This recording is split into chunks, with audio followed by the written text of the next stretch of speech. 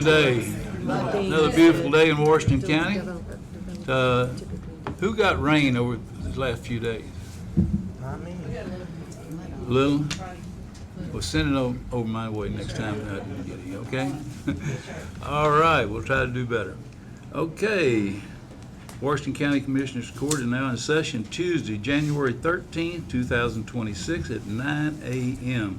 Commissioner Hanneth, would you do the honors, please? Yes, today we have Ross Shelton here from First Baptist Church of Brenham, and then we'll do the invocation to our flags. As you feel led, will you join me in prayer? God, I thank you today for our elected officials. I thank you for their commitment to public service and for the time that they give. I pray today that you give them wisdom to know what is right and the courage to do so. God, I thank you today for our county staff and how hard they work for our community and how they serve our community. God, I thank you today for our first responders and how they help and protect our community. Please keep them safe and bring them home to their families. God, I thank you for our country, and I thank you for our county, and I pray you bless both. And I pray this in respect to all persons present and what they believe. In the name of Jesus, amen. Amen. Pledge to the United States flag.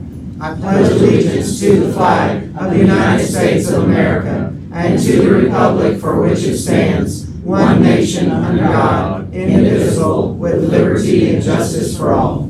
The Texas flag. Honor the Texas flag. I pledge allegiance to thee, Texas, one state under God, one and indivisible.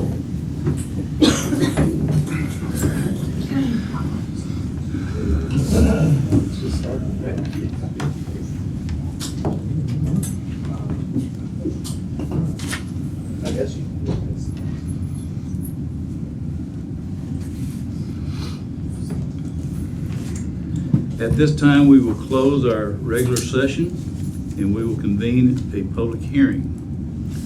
Our public hearing is for discussion and receipt of input related to the proposed creation of reinvestment zone number 54 for commercial tax phase-in on a certain tract or parcel of land lying and being situated in the city of Brenham, Washington County, Texas, being in the A. Harrington Survey, abstract number 55, containing 5,960 square feet, being a portion of original town lots 57 and 58, and that portion of abandoned alleys adjoining them, and being more fully described as being all the same property known as 207 and 209 Main Street, Brenham, Texas, and described in a deed dated July 3rd, 2023, executed by R. Hal Mormon et al.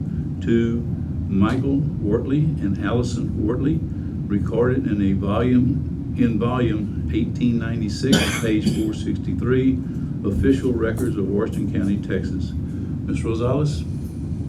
Thank you. Honorable Judge and County Commissioners, on October 2nd, 2025, Brenham, Washington County received a tax phase-in application from Brenham Main Street Holdings, which has now been processed. In order to enter tax abatement, the county must hold a public hearing. The property is located in the downtown zone at 207-209 Main Street in Brenham. The property is currently the home of the Mormon Tate Law Firm and was purchased by Brenham Main Street Holdings in 2023. The current project will allow revitalization of the second floor of the building with a total capital investment estimated at $2 million. The space will be modernized with updated electrical and HVAC, energy-efficient lighting, and more, all while preserving the building's historic character. Once complete, the law firm will move upstairs, and the plan is to lease the first floor to a new tenant. Michael Wortley is the building owner and here in the audience today. We are happy to answer any questions you may have. Are there any questions from the audience? Yes, ma'am. So I'm new to the reinvestment zone. Am I allowed to ask a question? Ma'am, can you stand and identify yourself, please? Sure. My name's Melissa Soro. Okay. I'm new to the tax abatement or the reinvestment zone, and I'm just hearing that this is a normal practice of business. And I'm curious, like, do they get to, like, not pay sales tax, or is it county property taxes, or what's the benefit? Sure. It's property tax only, and it is, in this case, city and county, that they are abated for a certain period of time. It's an economic development tool that's used by many jurisdictions throughout the state of Texas. I'm more curious about the local jurisdictions and how many, because I believe it's used more than I expected. Yes. I would have thought it was just for like Chick-fil-A or H-E-B, but now I'm recognizing that a lot of businesses like mine may be applicable for the discount. So how long is the discount for, and what is it equivalent to money-wise? Sure. In this particular case, there is a special section for the downtown zone. And so the way that this particular one works is we stop time, we take a snapshot at $2 million, there we go. $2 million is what is estimated for the total capital investment, and we take it out over 8 years. It's kind of hard to read here, but you'll see that the city and the county, the city, by the way, did already approve the abatement. The city and county, we actually, again, stop time, take a snapshot at what the tax rate is right now to give an estimate of the potential benefit. This is not exact. We won't know until every year when the taxes are reassessed. But in this particular case, it shows the $2 million, and then it shows the amount that's abated every year. In year 1, 90% is abated. In year 2, 90, and then going down, I can't read that from here, 90, 90, 90, 90, 90, and then down to year 6, 60% is abated. Then year 7, 40% is abated. Year 8, 20% is abated. Year 9, they're paying regular taxes. So in this particular scenario, in terms of the county, by the time we are at year 8, they would have been abated roughly $43,776 in taxes. And at that time, the county would have earned $17,664 in taxes over the 8 years. Does that kind of give you a rough idea? And that's based on 2 million. The numbers are different. And I will tell you that every single abatement that's done, we have to upload to the Texas Comptroller's website. So anyone can go and see what we have outstanding. Okay, and the reason we do this is because they bring in so many employees, or there's so much business that they bring in? So in the downtown zone, there is an employee minimum guideline because it's downtown, trying to maintain and trying to encourage business owners to continue to revitalize, modernize, and maintain that historic downtown presence. For other businesses, yes, it could be capital investment is one of the things that we look at. How much are they bringing in? And that is definitely associated with number of employees. Okay, thank you. Mm-hmm. Is there anyone else who would So- like to answer the question? So I just have a question, like, is it okay if I ask a question? Sure. So I wanna ask a question. So the purpose of this abatement is there a Mormon and Tate is gonna be the tenant, or how's that going to work? Is it Top the floor. I can help explain that and go on a little bit about the project. yeah? I would.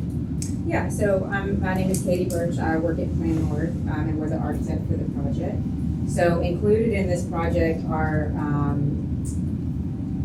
some life safety things that need to take place, particularly related to egress of the building. There's also some structural repairs that are a little bit more than a repair. It's a very old building. Mormon Tate was founded, I don't know if you mentioned, 1954. So it's a long time downtown business. Michael Wortley, who has been working with us on this, purchased the building from Hal Mormon, who was a founder, or his dad was a founder of the firm. And so the building has been designed for Mormon Tate to stay through a 10-year lease.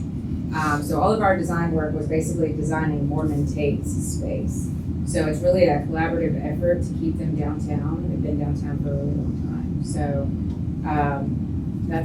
and there's a little bit more to it than just an interior build out. I would say a lot more to it.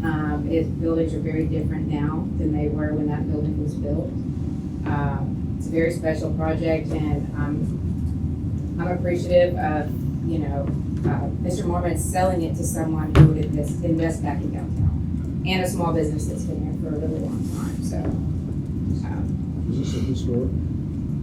Is it historic? It is, historic, downtown Brenham is historic. It has a historic designation. We have a preservation ordinance, that we have to go in front of the preservation board. Now, most of this is interior, but there's some, they're gonna refresh the outside of the building. All of that will go, in front of the historic preservation board.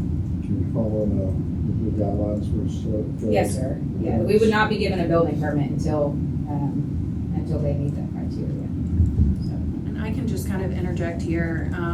Several years ago, I think the city kind of approached the county and said, look, we really need to create something that will incentivize investment in downtown, because we were hearing from a lot of different developers that once they got in and they were evaluating these buildings, there were a lot of changes required over and above, I guess, what they were willing to invest, and that was to modernize them in order to meet new codes. I know a lot of them lack the proper fire retardant systems. That's a big piece of it, but also to what Katie said. So I'd like to interject one other thing on the tax side of this. You look at this, the tax abatement is an investment. 8 years, and then that's over. How many investments can you make at this rate that'll return what this will return in taxes in an 8-year investment? There are just none. So anyways, to abate that amount of taxes in that length of time. And I also want to point out that Glenn and Brenham ISD do not or cannot abate taxes. During this period of time, Brenham ISD would receive $122,944 in taxes. I think this is a pretty good investment for downtown and for the community. And if you notice, the total taxes abated over an 8-year period is $43,776. Again, that's it. That's the county's portion. That's the That's the county. county's portion. That's what we're Sorry. talking about today. Right. Exactly. Are there any other questions or comments? Hearing none, we will close the public hearing and we'll reconvene our regular session. Item number 4, discuss and possibly act upon the approval of a resolution adopting a commercial tax phase-in agreement between Washington County and Brenham Main Street Holdings, LLC. Mr. Rosales? Certainly. This is the agreement that actually creates the actual agreement for the abatement from the county. This is just a standard template, and I will tell you that we did notice, actually Carrie, wonderful, called me on Saturday and realized that there was an error, clerical error on it, which we have since corrected and I've given to Carrie this morning. You'll see it right there on page 12. Del Sol Food Company. Apparently this is used as a template for others. So that has been corrected. So if you do approve the agreement, please do so with the correction. I make a motion to approve a resolution adopting a commercial tax phase-in agreement between Washington County and Brenham Main Street Holdings, LLC, to include the correction from Del Sol to Brenham Main Street Holdings, LLC. I'll second. Motion been made and seconded. Any further discussion? Yeah, just to be clear, we're gonna make an investment of $2 million and the school district still gonna get their full amount of money? Correct. The school Yeah, the district school do and the not do Blaine College do not Perfect. do abatements at all. They can, but it's not advised. They cannot do abatements. So, No, the school district cannot do abatements. Okay. All right. Motion's been made and seconded. Any further discussion?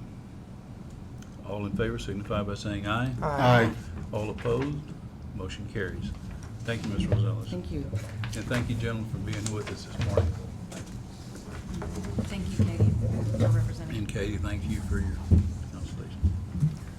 Item number 5, discussion and possible action on the approval of pending Washington County Expo rental regulations contracts. This morning, we have 6 of those.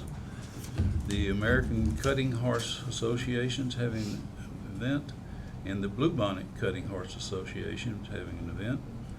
Central Texas Beekeepers are having a meeting. There's a wedding, a quinceanera, and the Greater Houston Quarter Horse Association having a meeting as well. 6 of them. I make a motion to approve the pending Washington County rental and regulation contracts and give the county judge the authority to sign them. Second. Motion been made and seconded. Any further discussion? All in favor signify by saying aye. Aye. All opposed, motion carried. Item number 6, discussion and possible action on the approval of Commissioners Court meetings minutes of December 2025. Mr. Prenzler? Didn't get any feedback for any corrections. I think we're good to go. Yeah, I didn't see any additions or corrections. I make a motion to approve the Commissioners Court meeting minutes from December 2025. Second. Motion been made and seconded. Any further discussion? All in favor signify by saying aye. Aye. All opposed, motion carries. Item number 7, discussion and possible action on the approval of extension of the temporary HR administrative assistant position through June 20th, 2026. Ms. Coughlin? Morning, Judge, Commissioners. Good morning. I come to you guys this morning to ask if we can extend our current temporary HR admin was through the end of the year, obviously into a new budget year, so I would like to continue that position. We've had an incredibly tough time recruiting an HR generalist to fill the role that I was previously in, and my office is currently handling all of the payroll for the county as we have lost that individual also.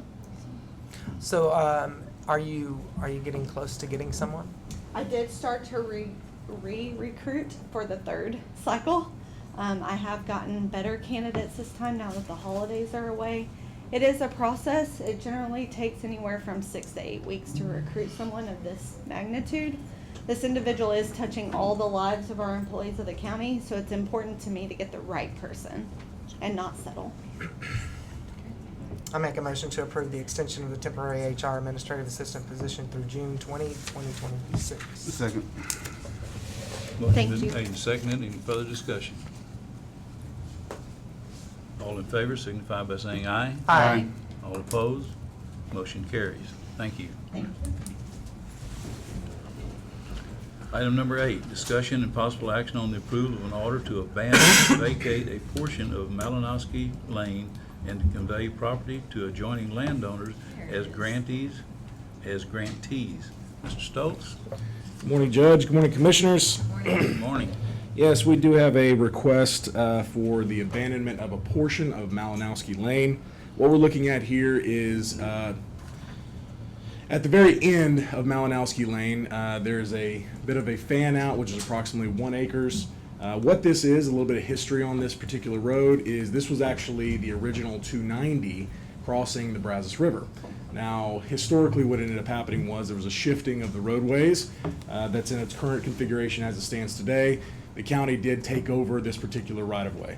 Now, the right-of-way as it stands that expands from 290 to the end of the roadway is 200 foot in right-of-way width, which is good given the fact that there's quite a bit of elevation drop and we need that to be able to maintain the front slopes. That said, what we're looking at here at the very end, there is a portion that you're seeing in that 1 acre sliver that is being farmed by the landowner. We don't utilize it for any infrastructure purposes. There is no public need from what we've gathered. We have reached out to the the public utility interest in the area. The only utility that is crossing this particular property is Bluebonnet Electric, and we have gathered a no objection letter to the abandonment process. With that said, given the fact that we have no need for this area, we are not utilizing it today, nor do intend to utilize it in the future. We see no issues with a abandonment of this 1 acre to the adjoining landowner, which would be to the southeast. Are there any questions? I think it's pretty straightforward. Yeah, it Straightforward, is. exactly. I make a motion to approve an order to abandon, vacate a portion of Malinowski Lane and to convey property to adjoining landowners as grantees. So I do have one correction though. In the acknowledgement page, Oh. page 29. It says County of Harris, and I believe it should say County of Washington. You see that right there? We can adjust that if you want to approve it with conditions. We can have I that think we addressed. need to approve it with the condition that be corrected. That would be the signatory area. Yes. There was a Okay. conversation I of having that missed signed in that area, but at the same time, that's not necessary. Do you want it to stay? Oh, stay No, at the Washington County of actually makes Harris. it easier Yeah, to I sign see in it. Washington. Okay. My motion to approve to include the correction from County of Harris to County of Washington. I'll second that. Motion been made and seconded. Any further discussion? All in favor signify by saying aye. Aye. All opposed? Motion carries. Item number 9, discussion and possible action on the approval of a subdivision variance request for a land division fronting Griffin Lesh Lane, 9.12 acres, located in the Stephen F. Austin Survey, Tract 189, A-08, Precinct 3. So before Mr. Stoltz gives his commentary, I would like to say that I've had a couple of calls on this because, as you know, in our community, we are having concerns about the division of properties. Subdivision of- And in this area, there are a lot of larger tracts, and this tract being divided up. There's some concerns about traffic flow and things of that nature from this division. That has been expressed to Mr. Stoltz and myself. I did not get those phone calls until this last night, so I just wanted the court to know that there are concerns from surrounding landowners about this division. And Can I make a comment? Mr. Boo Christensen's here. William Christensen, I live on Griffin Lush Lane at the end of the road. When I bought my property in 2012, there were no residences along that road. Since 2012, there's been 4 new houses and a wedding venue. Now we're talking about adding 3 more. Griffin Lush Lane is 0.6 of a mile long. It's one of the few gravel roads in the county, and it usually gets rougher than hell. I call Wesley and Kirk, and they take care of it, but adding 3 more houses along this road is, we've got over 100 lots in subdivisions in the county. I don't see any reason to divide up a little bitty piece of property. Thank you.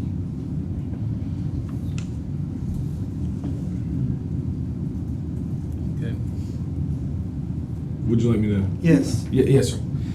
So yes, this is a subdivision variance request by the landowner. This is a 9-acre parent tract. They are requesting a subdivision variance for breaking this into 4 separate lots. A 4-acre that would be retained by the owner. That would be most on the western side, as well as a 2-acre lot at the corner, and then 2 1.5-acre lots that would be just towards the south east side of the property. With this one, the dimensions of the variance requests do meet all of our county standards. And that is unfortunately, or fortunately, depending on how you look at it, one of the limitations of county government is that if it does meet all of the state, local, and federal requirements, then the Commissioners Court has no choice but to approve it. Now, the only thing that could be done that would be different from that is this is a subdivision variance request that the court has historically allowed for 4 lots or less from a division of a parent tract. And this does meet those requirements that we have historically approved. There is also obviously the option of the court to make this go through the full platting process. Given the fact that this has been approved historically of the same manner, I cannot recommend it, just given the fact there's nothing that's really different between what we've done previously. But at this point, based on what they're requesting, this does meet all of the county requirements as well as the federal and state requirements. So if this does go to the platting process, this will have to be approved by the court. But the variance theoretically could be. It just, once again, the precedent that has been set, I would recommend following the precedent that's been set previously. So the 3 remaining would each be 1.5 or? There would be 2 that would be 1.5 based on this proposal, as well as 1 that would be 2 acres. So 1, 2, and 2, 2.5. I do think that this points to the obvious that we are becoming more urban as we've noted in some of the subdivision stuff that we're doing. And I think taking a hard look at some of this stuff through our subdivision manual is going to have to occur when we revisit the subdivision manual, because the subdivision manual is the only way we regulate these types of things. We don't have any other opportunities to do so, and because of property rights for individuals in the state of Texas, there's very strong property rights, and they lobby the legislature Yes, they to do. disallow us for these kinds of things. So we are caught in a catch-22 because we are forced to allow these divisions because they are legally bound, or we have to get the legislature to change the law. And just to put this in perspective, if the court did not take action after a certain period of time for subdivisions in the Texas legislature, they are automatically approved. Yeah. So even if you were to try and take no action, the current legislation that's in place would automatically break these into separate lots to bypass the court. Right. The current legislation does not allow much options for this commissioner's court to Right. control subdivisions beyond the minimum standards that we have in place, and the minimum standards we have in place are also heavily controlled in what we can and cannot do based on the worksheet that we proposed. Now, we have obviously talked about making things a little bit more on the higher end of our neighboring counties, right? But at the same time, even then, you can't stop. You can't stop subdivisions based on the current legislation that controls the court. Which I'm glad that you brought that up, because that's often been a misconception of phone calls that I've had over the years. Obviously, in my precinct, we've seen a lot of subdivisions, and I've received calls of saying, hey, it's coming across your desk for approval. You need to not approve these. And what they don't realize is that legally, we can't not approve. Correct. So. Maybe don't. Okay, is there a motion? I make a motion to approve the subdivision variance request for land division fronting Griffin Lush Lane, 9.12 acres located in the Stephen F. Austin Survey Tract, 189A-08, Precinct 3. I'll second. Motion been made and seconded. Any further discussion? All in favor signify by saying aye. Aye. All opposed? Motion carries. Item number 10, discussion and possible action on the approval of authorizing the Engineering Development Services Department to seek bids for reinforced concrete box culverts. Mr. Stokes? Yes, so this is relating to the Old Independence and Seeker Road drainage project that we've been discussing. In 2025, there was a significant blowout based on a significant flooding event that took place over a short period of time. With that said, the existing culverts that are currently in place are corrugated metal arch pipes, which are 8 foot in height on one of them by 12.5 foot wide, and the second is 7 foot tall and 10.5 foot wide. So very large infrastructure that's currently in place. Been discussing with the commissioner with several different options that we can propose to replace the existing infrastructure that's in place. We looked at corrugated metal pipes, we looked at going back with arch pipes, we looked at box culverts as well as bridges, and then we looked at the cost effectiveness, lifespan, downtime, etc. And what we are going to be recommending is to move forward with box culverts. What we have with this one is essentially a double lifespan than what we typically have with our corrugated metal. Something we've talked about is our larger roadways, Old Independence, Old Mill Creek, Old Chapel Hill, the larger collectors for the county that brings a lot of traffic throughout our county. We'd like to start working on improvements that are more long-term based. We obviously understand that we can't do box culverts and reinforced concrete pipe across the entire county. That's going to be financially infeasible, but a improvement to our drainage features for our main roadways that the county maintains, I think is going to be a long-term benefit for the county residents. With that said, we did do sizing necessary to be able to convey the flow through this watershed. The current capacity based on the existing infrastructure is 1,700 cubic feet per second, which of course is an extreme amount of water. We originally sized this as 8 by 10 box culverts. The problem we were having with this one is that 8 by 10 box culverts are extraordinarily heavy. We want to do this in-house. We want to do this with our own personnel and as much equipment that we have as we can. And we've talked about that the cost savings with doing in-house work is significant, very significant. With that said, 8 by 10 box culverts would require a mobile crane to be brought in, which of course we do not have the personnel nor the availability to operate those mobile cranes. With 7 by 8 box culverts in a 3-barrel system, they also increase the capacity that's currently in place by approximately 100 cubic feet per second. That way we're not actually limiting our current capacity for the system. But that also said, we can get a large enough excavator to be able to install these ourselves and drop the price. We have asked for estimates of the box culverts given the size of this one. It is significant. It'd be approximately $170,000 based on the estimates that we've obtained from previous vendors as well as local vendors that would be possibly bidding on this particular item. So it is significant. At the same time, a bridge would be more significant with a shorter lifespan. Corrugated metal pipe would be significantly less, but once again, shorter lifespan on it as well. What we are proposing would be to move forward with 3 box culverts at 7 by 8 dimensions at 82 foot in length for each one of the 3, installed ourselves, and we would be looking to submit the advertisements immediately and then open those on January 29th at 10 a.m. and then bring forward a recommendation from those bids on February 3rd at 9 a.m. the following commissioners' court. Commissioners, I don't know if y'all got to see this area when there was a collapse. I think it's something we definitely. Amazing. Scary. Yeah, Amazing. so I appreciate the work that was done on looking into the different options, because my original thought was that, hey, we just need to put a bridge here, and Wesley's like, hold on, let me look into these other options. And I think the longevity and the cost savings were both things that drove us in this direction, so appreciate you doing that work. Yes, sir.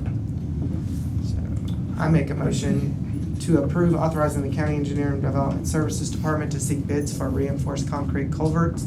Those bids being due on January 29th, 2026, 10 a.m. at the county clerk's office, and they will be opened at the same time. And then approved on February 3rd, 2026 at 9 a.m. Second. Awarded, sorry. Second. Okay, motion's been made and seconded. Any further discussion? All in favor signify by saying aye. Aye. Aye. All opposed? Motion carries. Thank you very much. Thank you. Thank you, Wesley. Item number 11, discussion and possible action on approval of purchase of website hosting and subscription services from Civic Plus, and authorizing the county judge to execute any necessary documents relating to the purchase. Mr. Harris. Judge, Commissioners, good morning. This is part of the request during the budget. You might remember we haven't had a website upgrade in at least 8 years. Typically, it's recommended every 4 years to do a pretty significant refresh.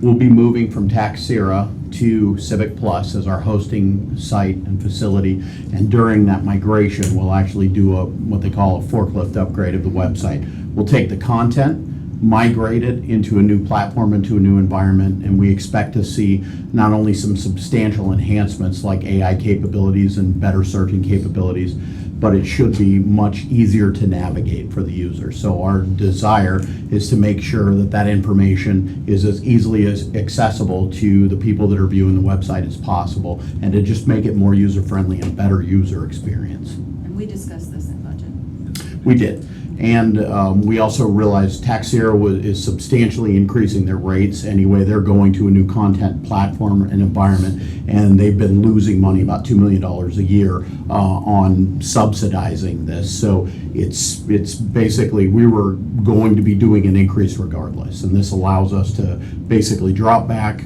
identify how it should look, get all the input that we need, and we'll be working hand in hand with the chief of staff, and she'll actually be probably the running point on the design and the user experience as Well, well. and I'm assuming, it's come down through the legislature that public entities entities have to start moving towards making their websites ADA compliant. So this is going to help us move in that right direction to meeting that requirement.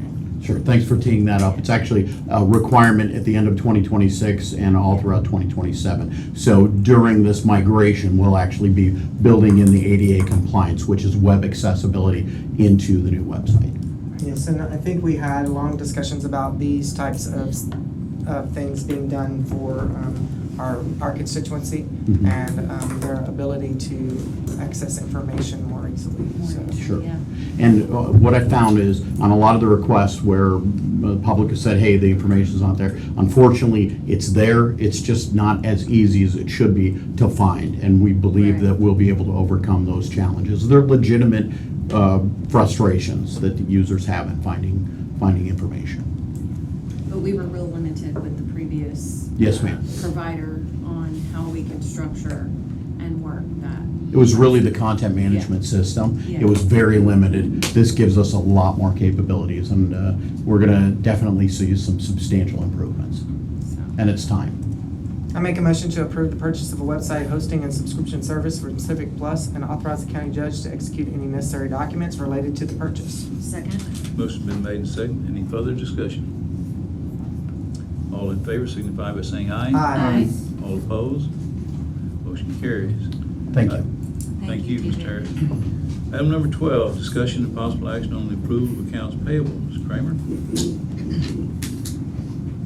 Good morning. Good Morning. Okay, today, much better number. Only 191,689.12, and of that, 124,600 is for another payment for the kitchen at the jail, which is 124,000 of it. So, and that's all ARPA money. That's So, ARPA It's all money. yeah. So grant funds. it's a good thing. Yeah. ARPA's grant funds, just for everybody that Yep. doesn't know. Okay. I make a motion to approve accounts payable. Second? Motion been made and seconded. Any further discussion? All in favor signify by saying aye. Aye. All opposed? Motion carries. Item number 13, Motion to adjourn. Second. motion been made and seconded. All in favor signify by saying aye. Aye. We are adjourned. Renee, can I talk to you just for